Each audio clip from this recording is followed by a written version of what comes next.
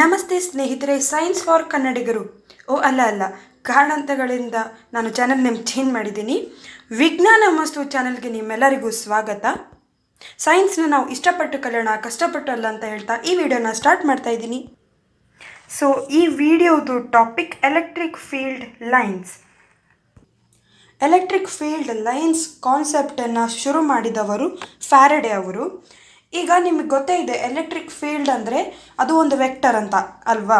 ಈಗ ವೆಕ್ಟರ್ ಅಂದರೆ ಅದು ವೆಕ್ಟರ್ ಉದ್ದ ಇದ್ದಷ್ಟು ಆ ವೆಕ್ಟರ್ದು ಮ್ಯಾಗ್ನಿಟ್ಯೂಡ್ ಜಾಸ್ತಿ, ಅಂದರೆ ಆ ವೆಕ್ಟರ್ದು ಶಕ್ತಿ ಜಾಸ್ತಿ ಅಂತ. ಹಾಗೆ ಆ ವೆಕ್ಟರ್ದು ಆ್ಯರೋ ಮಾರ್ಕು ಅದರ ಡೈರೆಕ್ಷನನ್ನು ತೋರಿಸುತ್ತೆ. ಸೊ ಈಗ ನಾವು ಒಂದು ಪಾಸಿಟಿವ್ ಕ್ಯೂ ಚಾರ್ಜ್ ಸುತ್ತಮುತ್ತ ಎಲೆಕ್ಟ್ರಿಕ್ ಫೀಲ್ಡಿಂದು ವೆಕ್ಟರ್ಸ್ನ ಡ್ರಾ ಮಾಡಿದ್ರೆ ಈ ಥರ ಇರುತ್ತೆ. ಈಗ ಆ ಚಾರ್ಜ್ ಹತ್ತಿರದಲ್ಲಿ ಫೀಲ್ಡ್ ಲೈನ್ ಏನಿದೆ, ಎಲೆಕ್ಟ್ರಿಕ್ ಫೀಲ್ಡ್ ವೆಕ್ಟರ್ ಏನಿದೆ ಉದ್ದ ಇರುತ್ತೆ, ದೂರ ಹೋಗ್ತಾ ಹೋಗ್ತಾ ಸ್ಮಾಲ್ ಆಗ್ತಾ ಹೋಗುತ್ತೆ. ಯಾಕೆಂದರೆ ಹತ್ತಿರ ಅದ್ರದ್ದು ಎಲೆಕ್ಟ್ರಿಕ್ ಫೀಲ್ಡು ಜಾಸ್ತಿ ಅಂತ ನಿಮಗೆ ಗೊತ್ತಿದೆ, ದೂರ ಹೋಗ್ತಾ ಹೋಗ್ತಾ ಅದ್ರದ್ದು ಎಲೆಕ್ಟ್ರಿಕ್ ಫೀಲ್ಡ್ ಸ್ಟ್ರೆಂತು ಕಮ್ಮಿ ಅಂತ ನಿಮಗೆ ಗೊತ್ತಿದೆ ಅಲ್ವಾ. ಸೊ ಈ ಥರ ಲೈನ್ಸ್ ಎಲೆಕ್ಟ್ರಿಕ್ ಫೀಲ್ಡ್ಸ್ ಆರೋ ಮಾರ್ಕ್ಸ್ ಡ್ರಾ ಮಾಡ್ತಾ ಹೋದರೆ ಇದೇನಿದೆ ಒಂಥರ ಲೈನ್ಸ್ ಥರ ಕಾಣಿಸುತ್ತೆ ಅಲ್ವಾ. ಸೊ ಎಲೆಕ್ಟ್ರಿಕ್ ಫೀಲ್ಡ್ ಲೈನ್ಸ್ನ ನಾವು ಹೇಗೆ ಡಿಫೈನ್ ಮಾಡ್ತೀವಿ ಅಂದರೆ, ಸ್ಪೇಸಲ್ಲಿ ಈ ಎಲೆಕ್ಟ್ರಿಕ್ ಫೀಲ್ಡ್ ಏನಿದೆ, ಒಂದು unit positive electric field lines ಏನಿದೆ, ಯೂನಿಟ್ ಪಾಸಿಟಿವ್ ಚಾರ್ಜ್ ಆ ಪಾಯಿಂಟಲ್ಲಿ ಇಟ್ಟರೆ ಅದು ಯಾವ ಡೈರೆಕ್ಷನಲ್ಲಿ ಮೂವ್ ಆಗುತ್ತೆ ಅನ್ನೋದನ್ನು ತೋರಿಸುತ್ತೆ. ಹಾಗೆ ಈ ಎಲೆಕ್ಟ್ರಿಕ್ ಫೀಲ್ಡ್ ಲೈನ್ಸ್ದು ಡೆನ್ಸಿಟಿ ಏನಿದೆ ಅದು ಎಲೆಕ್ಟ್ರಿಕ್ ಫೀಲ್ಡಿನ ಶಕ್ತಿನ ತೋರಿಸುತ್ತೆ. ಈಗ ಚಾರ್ಜ್ ಹತ್ತಿರದಲ್ಲಿ ಈ ಲೈನ್ಸ್ ಹತ್ತಿರ ಇದ್ದಾವೆ, ದೂರ ಹೋಗ್ತಾ ಹೋಗ್ತಾ ಈ ಲೈನ್ಸ್ ದೂರ ಆಗ್ತಾ ಇದ್ದಾವೆ. ಸೊ ದೂರ ಆಗ್ತಿದ್ದಾವೆ ಅಂದರೆ ಅಲ್ಲಿ ಎಲೆಕ್ಟ್ರಿಕ್ ಫೀಲ್ಡ್ ಕಮ್ಮಿ ಇದೆ ಅಂತ. ಹಾಗೆ ಇನ್ನೊಂದು ಏನಂದರೆ, ನೀವು ಎಷ್ಟು ಲೈನ್ಸ್ ಬೇಕಾದ್ರೂ ಡ್ರಾ ಮಾಡ್ಬೋದು, ಎಷ್ಟು ಲೈನ್ಸ್ ಇದೆ ಅಂತ ಮ್ಯಾಟ್ರ್ ಆಗಲ್ಲ. ಬಟ್ ಒಂದು ಏರಿಯಾನ ಇನ್ನೊಂದು ಏರಿಯಾಗೆ ಕಂಪೇರ್ ಮಾಡಿದಾಗ ಅಲ್ಲಿ ಆ ಎಲೆಕ್ಟ್ರಿಕ್ ಫೀಲ್ಡ್ ಲೈನ್ಸಿಂದು ಡೆನ್ಸಿಟಿ ಏನಿದೆ ಅದು ಮ್ಯಾಟ್ರ್ ಆಗುತ್ತೆ. ಈಗ ಪೇಪರ್ ಮೇಲೆ ಅಂದರೆ 2 ಡೈಮೆನ್ಷನಲ್ಲಿ ನಾವು ಎಲೆಕ್ಟ್ರಿಕ್ ಫೀಲ್ಡ್ ಲೈನ್ಸನ್ನು ಡ್ರಾ ಮಾಡೋದು ಸುಲಭ, ಇಮ್ಯಾಜಿನ್ ಮಾಡೋದು ಸುಲಭ. ಬಟ್ ಚಾರ್ಜಸ್ ಇರೋದು ಸ್ಪೇಸಲ್ಲಿ ಅಲ್ವಾ, ಪೇಪರಲ್ಲಿ ಇಲ್ಲ ಅಲ್ವಾ. ಒಂದು ರೂಮ್ ಮಧ್ಯ ಆ ಥರ ಅಂದರೆ ಗಾಳಿ ಇರುತ್ತೆ, ಸ್ಪೇಸಲ್ಲಿ ಇರುತ್ತೆ ಅಲ್ವಾ. ಸೊ 3 ಡೈಮೆನ್ಷನಲ್ಲಿ ನೀವು ಅದನ್ನು ಇಮ್ಯಾಜಿನ್ ಮಾಡಬೇಕು. ಈಗ ನಾನು ಒಂದು ಚಾರ್ಜಿಂದು ಒಂದು ಭಾಗ, ಎಲೆಕ್ಟ್ರಿಕ್ ಫೀಲ್ಡ್ ಲೈನ್ಸ್ದು ಒಂದು ಭಾಗನ ಕನ್ಸಿಡರ್ ಮಾಡೋಣ. ಈಗ ಒಂದು ಕೋನ್ ಥರ ಕಾಣಿಸುತ್ತೆ ಅಲ್ವಾ, ಇದು ಒಂದು ಭಾಗ. ಈಗ ಇಲ್ಲಿ ನೀವೇನು ನೋಡ್ತಾ ಇದ್ದೀರಾ, ಇದೇನಿದೆ ಸಾಲಿಡ್ ಆ್ಯಂಗಲ್ ಅಂತ ಹೇಳ್ತೀವಿ.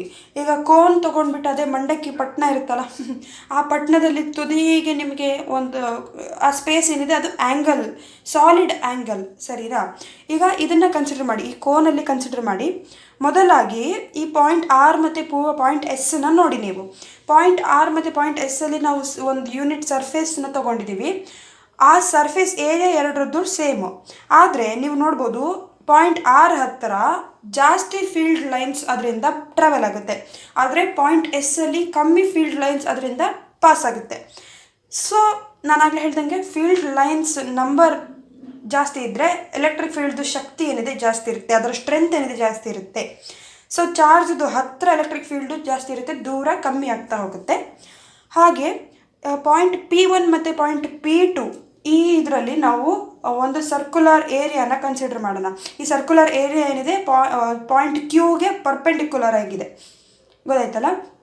ಸೊ ಈ 2 ಸರ್ಕ್ಯುಲರ್ ಏರಿಯಾಸ್ನ ಕನ್ಸಿಡರ್ ಮಾಡೋಣ. ಈ ಪಾಯಿಂಟ್ P1 ಕ್ಯೂಯಿಂದ ಎಷ್ಟು ದೂರದಲ್ಲಿದೆ, R1 OP1 ಅದೇನಿದೆ R1 ಅಷ್ಟು ದೂರದಲ್ಲಿದೆ. ಹಾಗೆ P2 ಏನಿದೆ R2 ದೂರದಲ್ಲಿ ಡಿಸ್ಟೆನ್ಸಲ್ಲಿ ಇದೆ. ಈಗ 2 ಡೈಮೆನ್ಷನಲ್ಲಿ ಆ್ಯಂಗಲ್ನ ನೀವು ಹೆಂಗೆ ಡಿಫೈನ್ ಮಾಡ್ತೀರಾ, delta theta is equal to delta L/R ಅಲ್ವಾ. So length divide by radius ಅಲ್ವಾ. ಅದೇ ಥರ 3 ಡೈಮೆನ್ಷನಲ್ಲಿ ಸಾಲಿಡ್ ಆ್ಯಂಗಲ್ನ ನೀವು ಹೇಗೆ ಡಿಫೈನ್ ಮಾಡ್ತೀರಾ, ಡೆಲ್ಟಾ S ಅಂದರೆ ಆ ಸರ್ಫೇಸ್ ಏರಿಯಾ ಏನಿದೆ, surface area divide by R², radius square. So ಇದರಿಂದ ನಿಮಗೆ ಸರ್ಫೇಸ್ ಏರಿಯಾ ಹೇಗೆ ಫೈಂಡ್ ಮಾಡ್ಬೋದು, R² into solid angle. So ಫಿಗರಲ್ಲಿ 2 ಸರ್ಫೇಸ್ದು ನಮಗೆ ಏರಿಯಾ ಫೈಂಡ್ ಔಟ್ ಮಾಡಬೇಕಂದ್ರೆ ಫಾರ್ಮುಲಾ ಏನು, R1² ಇಂಟು ಸಾಲಿಡ್ ಆ್ಯಂಗಲ್ ಮತ್ತು ಡೆಲ್ಟಾ ಎಷ್ಟುದು R2² ಇಂಟು ಸಾಲಿಡ್ ಆ್ಯಂಗಲ್. ಈಗ ಕನ್ಸಿಡರ್ ಮಾಡಿ ನಂಬರ್ ಆಫ್ ಫೀಲ್ಡ್ ಲೈನ್ಸ್, ಆ ಸಾಲಿಡ್ ಆ್ಯಂಗಲಲ್ಲಿ ಪಾಸ್ ಆಗ್ತಿರೋ ನಂಬರ್ ಆಫ್ ಫೀಲ್ಡ್ ಲೈನ್ಸ್ ಏನಿದೆ ಅದು N ಅಂತ ಕನ್ಸಿಡರ್ ಮಾಡಿ. ಆ್ಯಂಡ್ ಇನ್ನೊಂದು ಏನಂದರೆ, ನಂಬರ್ ಆಫ್ ಫೀಲ್ಡ್ ಲೈನ್ಸ್ ನೀವು ನೋಡ್ದಂಗೆ ಈ ಫಸ್ಟ್ ಏರಿಯಾ ಮತ್ತು ಸೆಕೆಂಡ್ ಏರಿಯಾ ಎರಡರಲ್ಲೂ ನಂಬರ್ ಆಫ್ ಫೀಲ್ಡ್ ಲೈನ್ಸ್ ಏನಿದೆ ಸೇಮ್ ಇದೆ, ಅದರ ನಂಬರ್ ಸೇಮ್ ಇದೆ. ಅದು ದೂರ ದೂರ ಆಗ್ತಿರ್ಬೋದು, ಬಟ್ ನಂಬರ್ ಸೇಮ್ ಇದೆ. ಈಗ ಇದು ನಂಬರ್ ಸೇಮ್ ಇದೆ ಅನ್ನೋದನ್ನ ನಾವು ಹೆಂಗೆ ಎಕ್ಸ್ಪ್ಲೇನ್ ಮಾಡೋಣ? ಈ ಸರ್ಫೇಸಲ್ಲಿ ಎಲೆಕ್ಟ್ರಿಕ್ ಫೀಲ್ಡ್ ಏನಿದೆ ಜಾಸ್ತಿ ಇದೆ ಅಲ್ವಾ, ಹತ್ತಿರ ಇರೋದಕ್ಕೆ. ಅದೇ ಈ ಸರ್ಫೇಸಲ್ಲಿ ಎಲೆಕ್ಟ್ರಿಕ್ ಫೀಲ್ಡ್ ಕಮ್ಮಿ ಇದೆ. ಆದರೆ ಈ ಸರ್ಫೇಸಿಂದ ಎಲೆಕ್ಟ್ರಿಕ್ ಫೀಲ್ಡ್ ಜಾಸ್ತಿ ಇದ್ರೂ ಕೂಡ ಸರ್ಫೇಸ್ ಏರಿಯಾ ಕಮ್ಮಿ ಇದೆ. ಬಟ್ ಇಲ್ಲಿ ಎಲೆಕ್ಟ್ರಿಕ್ ಫೀಲ್ಡ್ ಕಮ್ಮಿ ಇದ್ರೂ ಕೂಡ ಸರ್ಫೇಸ್ ಏರಿಯಾ ಜಾಸ್ತಿ ಇದೆ. ಹಾಗಾಗಿ ಎರಡನ್ನೂ ಕೂಡಿಸಿದ್ರೆ ನಂಬರ್ ಆಫ್ ಫೀಲ್ಡ್ ಲೈನ್ಸ್ ಏನಿದೆ ನಿಮಗೆ ಸೇಮ್ ಇರುತ್ತೆ. ಸೊ ಎನ್ ಏನಿದೆ ಎರಡೂ ಕೇಸಸ್ಸಲ್ಲಿ ಕಾನ್ಸ್ಟೆಂಟ್ ಇದೆ.